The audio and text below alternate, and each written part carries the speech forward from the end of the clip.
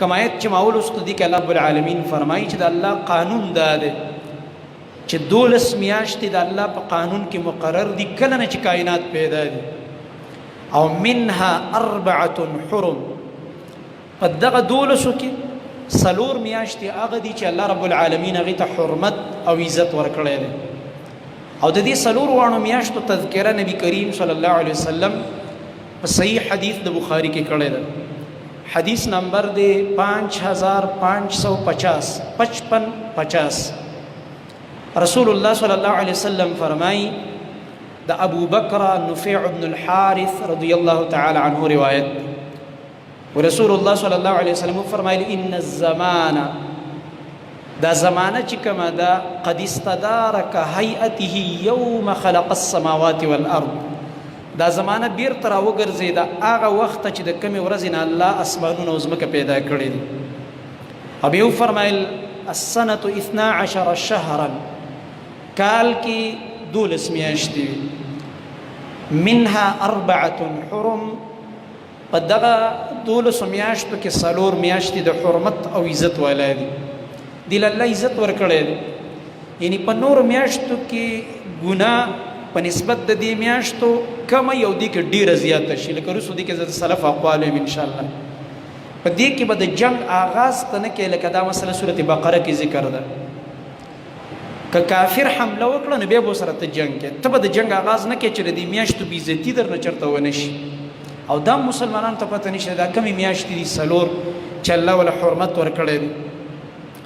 اول بیا نبی کریم صلی الله علیه وسلم فرمایي 3 متوالیات دا 3 میاشتې خو پکې پرله پسې دي او دا یو ته لږ جدا ده 3 میاشتې چې کومې پرله پسې دي رسول الله صلی الله علیه وسلم فرمایي ذو القعدة وذو الحجة والمحرم یا ومحرم یو ذو القعدې میاشت بل ذو الحجة ده والمحرم وبل محرم میاشت یعنی دا چې روانه ده دا میاشت وه چې دا اوس ختمېدو والا ده دا ورپسې د ذو الحجه او ذو الحجه نه بعد چې کله کال ختم شي او نوی کال شروع شي نو محرم میاشت پکې هم داخله ده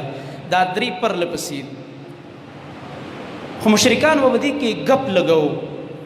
د الله د دین سره ټوکې کولې او د الله د دین سره څوک ټوکې کوي د باندې الله غضب نازلوي لعنتونه پې نازلوي او په بدبختو انسانانو او د الله په دشمنانو کې حسابېږي او الله دې ته د کفر زیادت ویلی دی چې دا د دې په کفر کې زیاتوالی دی انما النسیء زیادة فی الکفر لکه دې پسې آیت د سورې توبه کې الله رب العالمین دا خبره ذکر کړې ده دا د ذوالحجې میاشت دا اوس شروع کېږي بله ورځ دې کې خو حج ادا کېږي ټول مسلمانان حرم ته غونډېږي دا حج د جاهلیت د زمانې نه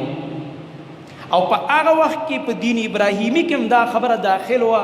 چې دې 4 میاشتو کې جنگ منګ نه دی پکار او د دې ډېر عزت پکار دی او دا د مخکې نه په عربو کې دا خبره مشهوره وه یعنی په دې مسله هغوی هم پوه د عربو جاهلان شرکي زمانه کې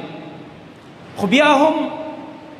چونکې د عربو ټول ذرایع آمدن دا و چې لوټ مار کوه او په بل قبضه کوه د هغه نه شی راوړه او خپل کور پې آبادوه او د دې سړي کور کله هم نه آبادېږي چې په پردي مال خپل کور آبادول غواړي د ده کور نه آبادېږي دا ذلیل یم داسې دې وجې نه عرب تر هغه پورې ذلیل و څو پورې چې د محمد رسول الله صلی الله علیه وسلم اطاعت یې نه و کړی چې کله یې د خوږ نبي اطاعت وکړو نو په حلاله طریقه ورله الله دومره مالونه او غنیمتونه ورکړه چې د دنیا غټ غټ بادشاهان به هغوی ته ګوته په خوله و حیران نو دوی به ویلې په ذوالقعده کې موږ جنګ ونه کړو په ذوالحجه کې هم جنګ ونه شو کور کې خرچه ختمه ده په یو چا حمله پکار ده چې لږ چک پې ولګو ستې کور ته راوړو په دې 3 میاشت کې ګزاره نه کېږي محرم کې ګزاره نور نه شو کولی بچي راته وږي شو ځکه زمونږ ګزاره خو ټوله په لوټ مار ده او لوټ مار خو په دې میاشت کې حرام دی محرم دی نو دوی ظالمانو به داسې وکړو خیر دی مړه دا د محرم عزت نه دی دا به داسې یو دیکه ورکړو دې بلې میاشت ته به کړو سفرې ته به یې کړو محرم پسې کومه میاشت ده سفره د اسلامي کال اولنۍ میاشت محرم بیا سفر نو دا محرم کې به ځان له جنگ جایز کړو او په بنو کنانه کې به یو سردار راپاسېدو په مینا کې به اعلان وکړو چې حج ته به تیار خلک راغونډ شوي په مینا کې به د بنو کنانه د قبیلې سردار ودرېدو ای خلکو دله به دا اتارټي ورکړی وه دله به دا اختیار ورکړی چې ته د الله په قانون کې ګوتې وهه خیر دی. او څوک چې د الله په قانون کې بل چاله د ګوتو والو اجازت ورکوي دا د الله سره څه کړلو؟ عقیده راته یاده ده که نه؟ دی د الله سره څه کړلو؟ شریک یې کړلو. شریک یوازې دی بابا ته نه وایي چې دا قبر والا د الله سره شریک کړي یا بابا راورسېږي، دغه هم مشرک دی. دا مشرک دی چې بل چاله د حلال او حرام اجازت ورکړي د الله نه غیر. حلال او حرام اجازت پیغمبر ته هم نه، هغه صرف بیان کوي. دا چې کله تاسو په کتابونو کې مطالعو کې ګورئ چې شارع علیه السلام شارع علیه السلام، د دې شارع علیه السلام معنا دا نه ده چې نبی علیه السلام ګینې شریعت ساز دی او شریعت جوړ کړی، په دې معنا ده چې شریعت یې پیش کړی دی، نه په دې معنا چې ګینې شریعت جوړوي. شریعت جوړونکی څوک دی؟ قانون هغه جوړ کړی الله رب العالمین. قانون جوړولو اختیار بل چاته نشته. نبی هم پکې ګوتې نشي والی چې د ځان نه یو شی حلال کړي یا حرام کړي. نو دا مخکې نه د یهودو نصاراو طریقه وه چې پیر او مولا له دا اختیار ورکړی، اتخذوا احبارهم ورهبانهم اربابا من دون الله. خپل مولیان او پیران هغې د الله سره ارباب او شریکان ګرځولي وو، او د هغې به چې ورته سویل حلال او حرام، هغه به حلال حرام ګڼل. دلیل ملیل مې ترې نه غوښت. دا اختیار هغوی پوپ له ورکړی و، پادري له ورکړی و، مذهبي لیډر او مشر له ورکړی و.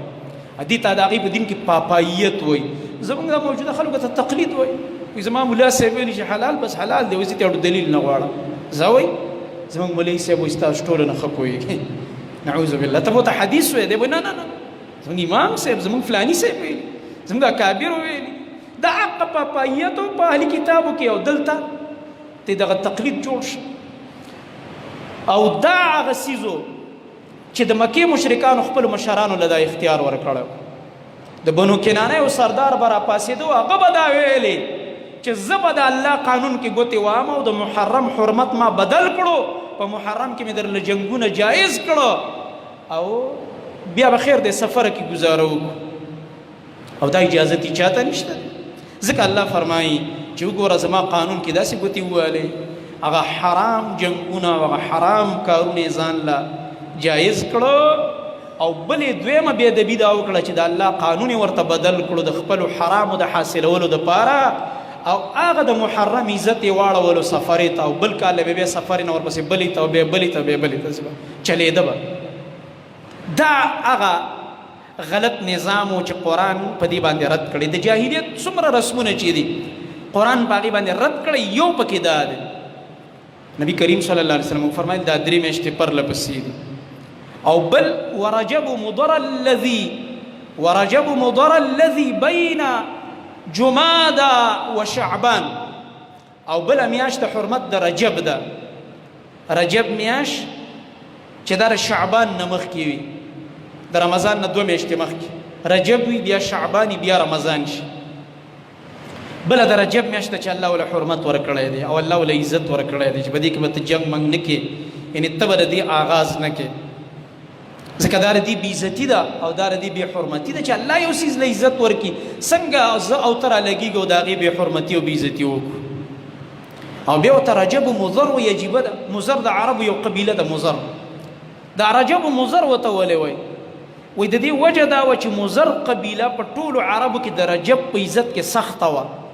څه معنا؟ دوی به ډېر زیات خیال ساتلو د رجب د میاشتو، که نورو عربو به خیال ساتو که نه، خو مضر قبیله چې وه دوی به ډېر احترام کو د رجب د میاشتې چې الله دې له عزت ورکړی، لهذا ګوره په دې کې به موږ اخوا دېخوا نه کوو. نو دا بیا مشهوره شوه په ورجب مضر باندې چې مړه د رجب میاشت خو سمه د مضر قبیلې میاشت ده، د پلاني خیلو میاشت ده چې ډېر خیال یې ساتي. لکه اوس چې روژه بیخي په دې پټانانو پسې تپلې شوې ده چې مړه روژه ده خو د دې خلکو ده، بل څوک یې که نیسي که نه خو پښتون یې نیسي. خیال هم دی که بعضې شی یو چا سره ډېر مشهور شي خیال ډېر ساتي. نو د عربو به د دې رجب ډېر خیال ساتلو، نو بیا په عربو کې مشهور شو چې دا رجب خو سمه د دې مضر میاشت ده. ځکه نبی علیه السلام وفرمایل ورجب مضر الذي بین جماده و شعبان، او بله میاشت د رجب ده چې هغه د مضر قبیلې ډېر خیال ساتي او موږ به هم ساتو، چې هغه د جماده الثانیه او د شعبان په منځ کې ده. بله وایي دغه میاشت. نو په دې کې یو میاشت دا د ذوالحجې راغی، یو دا ده چې موږ پکې اوس روان یو جاري ده، ورپسې یوه د ذوالحجې ده.